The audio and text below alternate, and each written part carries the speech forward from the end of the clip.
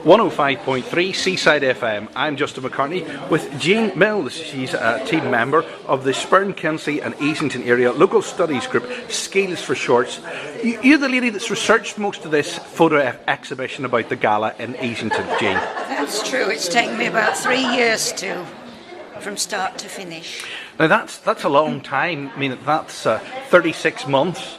Focusing on photographs, you must have come across a lot of gems going back through maybe a couple of 100 years now.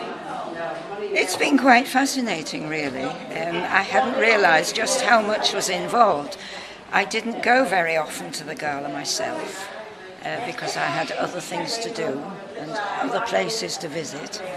Easington has always been a place where there's been lots of social activity, and judging, or rather looking at the various show and sports programmes, they go back as far as 1882. When the gala was introduced in 1970, the programmes followed more or less the same pattern of these original programmes. I have here some of the original.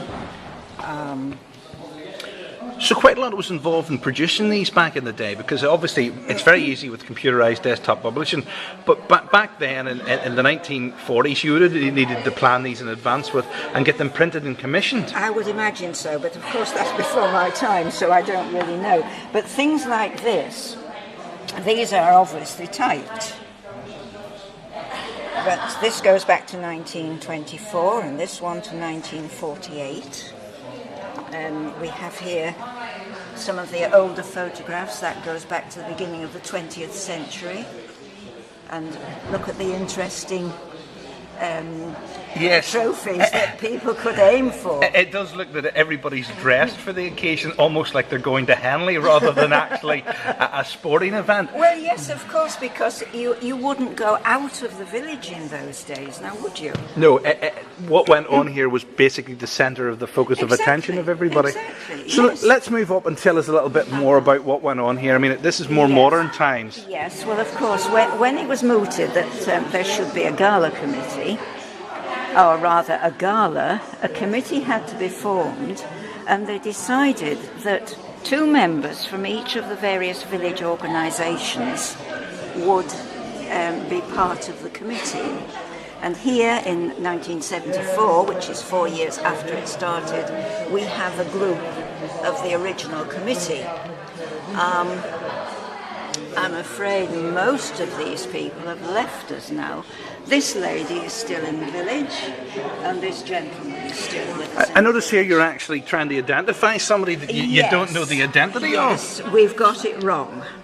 All right. We can identify all these people, and we thought this gentleman was his son, and it turns out that we've been corrected. Okay, right. So we're hoping that and it seems fairly recently, 1982, for nobody to realise or recognise who he is. Exactly. Yeah. Yes, yes. But you see, people change as you get older. Yeah. And these photographs look like they're done on 126 camera. These are the Carnival Queens, or the Gala Queens as they were known. This is right. Our first Gala Queen, though, was a Rose Queen. And these people are from the Sunday school, because it was the vicar's wife who organised this. Now, in 1970, I was one of the people who was involved here, because I've got my son and my daughter and their friends. And I was the one who made little rosebud dresses and dresses. Is that how you first become involved in it, making the costume? I became involved. I must admit, the costumes, there seems to be quite a lot of work involved in the costumes. Well, I think, as far as I can remember, the Gala Queens had to provide their own costumes. I don't think they had them bought for them. And another aspect was the bands that came to perform as well. So they came from quite across the East Riding as well. Well, yes. All over the place, really. A lot of pipe bands and brass bands, that sort of thing. Yes, and look at the kilts. Yeah, there still is a kilt band in the area, actually. Let's have a look on round here. But here we come to the floats. Now, this is where a lot of work This went. was introduced later on in 1977. I don't know how they advertised that. We haven't researched that point yet. But there was lots of local businesses basically provided vehicles to, and I see even British Gas get in the act as well. Yes, and BP. This one is the village's own. Because the This was the new people who came to the Granby, so they introduced themselves that way. The village does seem to live in a lot of harmony with the big industrial conglomerates that are just beside it. BP, Langlade and British Gas. Obviously, this lovely hall was funded by them. By Langlade, yes. Yep. Yes. We have a few sweeteners now and again from there.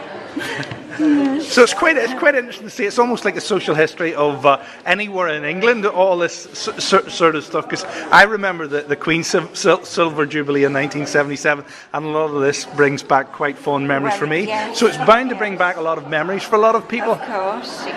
This one particularly, the church celebrated its octocentenary. It was 800 years old, and that is the float made up of all the characters that were in the people who took part in the village play. So when's the parade normally held? Is it on a certain date every year? Unfortunately, we had our last one in 1998. This is the whole point of SKEALS.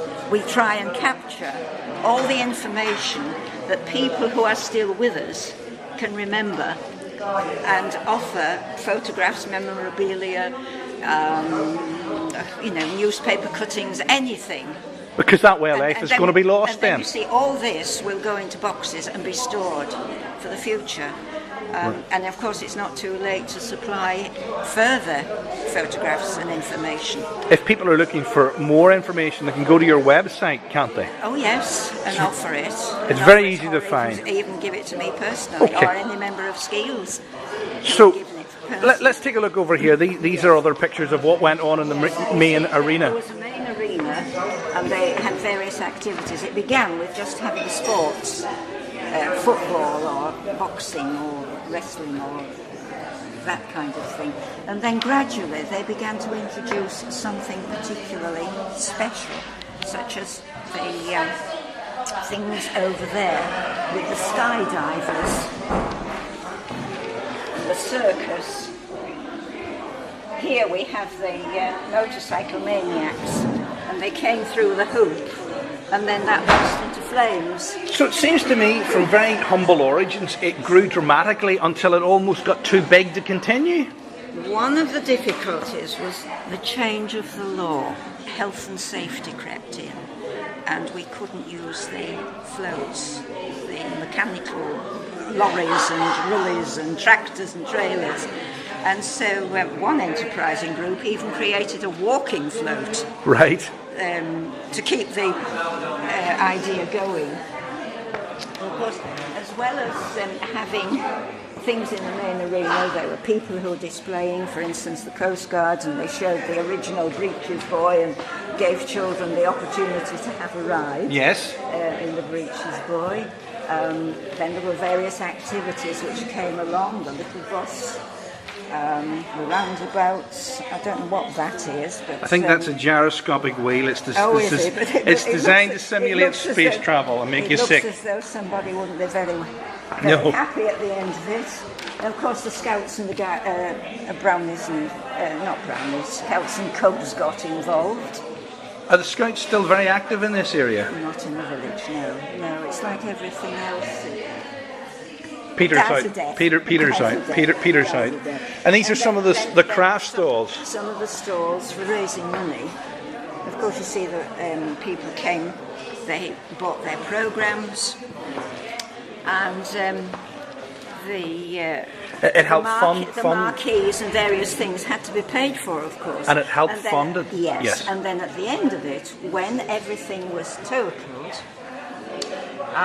they would pay out all their expenses, and then the 7 organisations in the village would each receive a portion of the proceeds. Right. For instance, in 1971, every organisation, all 7 of them, was given £15. In 72, they were given £30. And so it went on.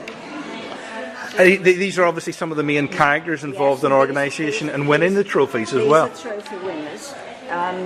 Of all the trophies that are offered, we've only managed to find 2. Right. Which is a shame. So really, we would like to know where the other trophies are. Oh, right. You were supposed to return them then. Well, you from see, year to year. When the gala finished in 1998, the trophies would be given out, and then, of course, they wouldn't be collected, ready for the following year. And there's a big, as far as I can gather. There's a big horsey heritage in Holderness, and the Gymkhana was obviously a part of it as well. Well, yes, because we have, as it was then, a riding school in the village.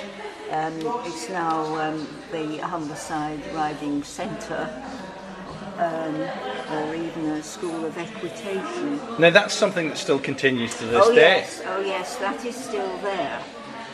But this, of course, is the owner's contribution towards the gala. Do you think it's something that's going to be resurrected one day, I can't see it happening immediately. There is a fun day, there is a bogey race, yes, which takes place. So I suppose in a way that is a continuation. Uh-huh. When the gala finished in 98, in 1999 they had a fun day on a much smaller scale. It does seem to me that these things almost be of a time, and that time has passed, and that makes it very difficult to reinstitute them. That's a thought, and of course you see that the original committee would have their ideas on how to take the gala forward, and then of course, like everything else, the committee grow older and the people are not replaced who wish to retire from the committee, and so like everything else it tends to peter out until somebody else comes in with a fresh idea, and then it takes off at a different angle. Okay, thank you very much, Jean Mills from SKEALS. We're at Easington today. Thank you very much for watching this on YouTube. Do visit the website www.seasideradio.co.uk.